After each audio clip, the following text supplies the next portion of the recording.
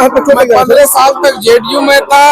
वक्फ संशोधन कानून जो गैर संवैधानिक कानून केंद्र की एनडीए सरकार द्वारा जो लाया गया, अगस्त 2024 जब पहली बार पार्लियामेंट में उसको ले किया गया और उसके बाद ज्वाइंट पार्लियामेंट्री कमेटी में भेजा गया, उसके जो विवादास्पद पहलू असंवैधानिक कंटेंट, उसके खिलाफ मैं आवाज बुलंद करता रहा पार्टी नेतृत्व से, और मुझे भरोसा दिया गया कि ऐसी कोई बातें नहीं होंगी।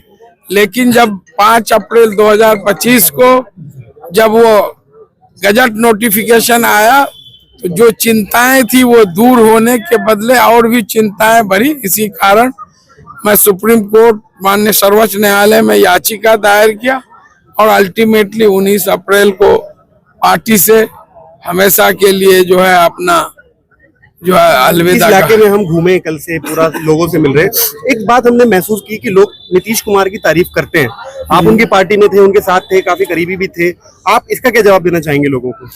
ठीक है, जब वो थे, अभी नीतीश कुमार जी अपने कंट्रोल में नहीं है। उनको जो संघी लोग हैं उनके द्वारा उनको अपने गिरफ्त में, इसलिए अपने से वो कोई डिसीजन नहीं ले पाते हैं। तो यही डिफरेंस है। चाहे आपको वक्फ वाला हो, उसके बाद SIR वाला हो, उससे पहले CAA था, जब हम लोग विरोध किए, मैं खुद जेडीयू में रहते हुए उसका विरोध किया, ट्रिपल तलाक का हो, तो उस वक्त जो है नीतीश जी हस्तक्षेप करके उसको जो है उसको कर्टेल करने का कोशिश किए कि नहीं, बिहार विधानसभा विधान परिषद से सर्वसम्मति से प्रस्ताव हुआ कि यहाँ पर NRC लागू नहीं होगा, NPR 2010 के तर्ज पर होगा, सारी बातें हैं। तो उस वक्त भी नीतीश जी एनडीए में ही थे। लेकिन जो अब जो नीतीश कुमार है वो सेहत से भी कमजोर हो गए, ये अपने से कोई डिसीजन नहीं ले पाते हैं। इसीलिए मैं MIM के बारे में आपका क्या कहना है? MIM आपके सामने चुनाव लड़ रही है। पहले जो चुनाव हुआ उसमें काफी प्रभावित किया था इस इलाके को, अभी फिर से वो चुनाव में कितना आपको टफ फाइट? अब जनता से पूछ लीजिए ना। MIM जिन बातों की चर्चा करती है कि गरीब मजलूमों की आवाज है, तो वो गरीब मजलूमों की आवाज बुलंद करने वाली है, उसको दबाने वाली है। जो लोग 10 साल 15 साल से उनके लिए तन मन धन से काम कीजिए, आज उन्हीं लोगों से बात कर लिए। मैं जफर असलम साहब हो जो MIM के प्रखंड अध्यक्ष हैं, बड़े भाई सादिक समदानी साहब हो, इसाक आलम साहब हो जो MIM कांग्रेस छोड़ करके महत्वपूर्ण पद जिला अध्यक्ष भी थे, वो छोड़ करके वो पिछले 10 सालों से रात दिन मेहनत किए। मुफ्ती अतर जावेद साहब हो या मौलाना सालिम चतुर्वेदी साहब हो, और आपको जाके राशिद आलम साहब हो, देख लिए कितना भावुक होकर रो रहे थे। जो आदमी उस पार्टी में कैंडिडेट के लिए नॉमिनेशन मैंने अप्लाई ही नहीं किया कि हम भी, सिंगल नाम था राशिद आलम का। जैसा उन्होंने कहा, अब वीडियो मैंने देखा, बहुत रो रो करके भावुक होकर बोल रहे थे।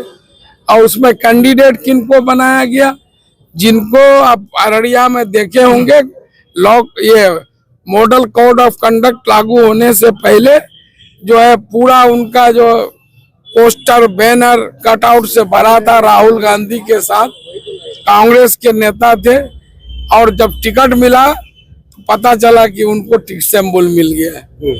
तो ये जो जिन बातों के लिए वो जो है लोगों को, बैरिस्टर साहब या अख्तरुल ईमान साहब, जिन बातों की वो अपने चर्चा करते हैं, ये गरीब मजलूमों की आवाज है। पिछले बार भी जब पार्टी के MLA 4 छोड़ के गए तो ऐसे ही थोड़े छोड़ के गए, कमी तो दोनों तरफ से रही होगी। आप अपने विधायकों को साथ नहीं रख पाए तो आप खुद उनका जवाब उन्हीं के लोग देंगे। हम लोग तो विकास के नाम पर, मास्टर मुजाहिद विकास, तरक्की और सेवा खिदमत के नाम पर वोट मांगता है और लोगों के लिए काम करते हैं। मैं 5 साल हार भी गया, लेकिन उसके लिए भी क्षेत्र के विकास के लिए और लोगों की सेवा खिदमत के लिए रात दिन, समझ गए, एक कर दिया। मास्टर मुजाहिद की औकात हैसियत नहीं है कि वो इस लड़ाई को लड़े। और आज जो मास्टर मुजाहिद को ये टिकट प्राप्त हुआ है, तो मेरी हैसियत नहीं, ये जनता है, जनता का प्यार है, मोहब्बत है।